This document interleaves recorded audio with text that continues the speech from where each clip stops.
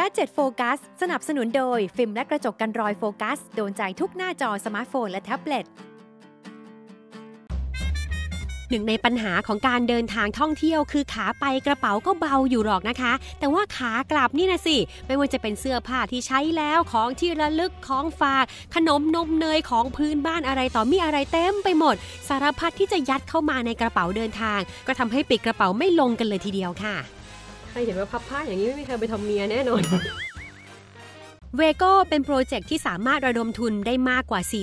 $470,000 บนเว็บไซต์ Kickstarter เกิดจากแนวคิดของนักเดินทางที่ต้องการจะแยกเสื้อผ้าสะอาดกับเสื้อผ้าใช้แล้วออกจากกันและต้องการเพิ่มพื้นที่ในกระเป๋าเดินทางให้สามารถใส่สิ่งของได้มากขึ้นไม่ต้องหิ้วแยกชิ้นพรุงพรังติดตัวขึ้นเครื่องหรืองอกกระเป๋าใบใหม่ออกมาอีก1ใบเวโก้มีลักษณะเป็นปั๊มสุญญากาศทรงกระบอกขนาดเล็กมีปุ่มเปิดปิดการใช้งานอยู่ด้านบนด้านล่างเป็นช่องเสียบสาย Power Micro USB ส่วนด้านหลังเป็นจุกที่เอาไว้หมุนเข้าด้วยกันกับถุงสุญญากาศที่แถมมาให้ในกล่อง1ใบค่ะ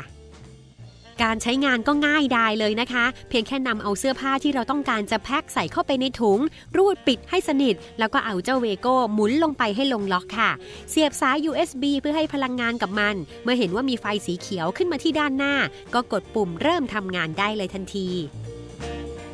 จากการใช้งานเราพบว่าเวโก้ใช้เวลาในการทำงานประมาณ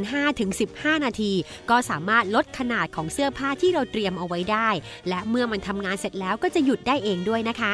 นำเสื้อผ้าที่แพ็คแล้วสูบลมออกแล้วใส่เข้าไปในกระเป๋าก็จะพบว่ามันสามารถเพิ่มพื้นที่ได้เยอะเลยค่ะการพกพาก็ไม่เป็นปัญหาอะไรเลยนะคะเพราะว่ามันมีขนาดที่พกพาสะดวกน้ำหนักเพียง86กรัมเท่านั้นการใช้งานก็ง่ายเพียงแค่เสียบสาย Micro USB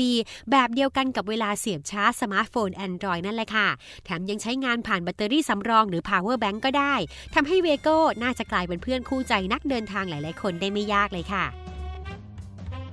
เวโก้อุปกรณ์ที่จะช่วยคุณแพ็คของเพิ่มพื้นที่ในกระเป๋าเดินทางตัวนี้มีราคาอยู่ที่ 2,490 บาทสามารถหาข้อมูลและสั่งซื้อได้บนเว็บไซต์ www.gizmanlifestyle.com และร้าน Gizman Lifestyle Shop ทุกสาขาเลยค่ะ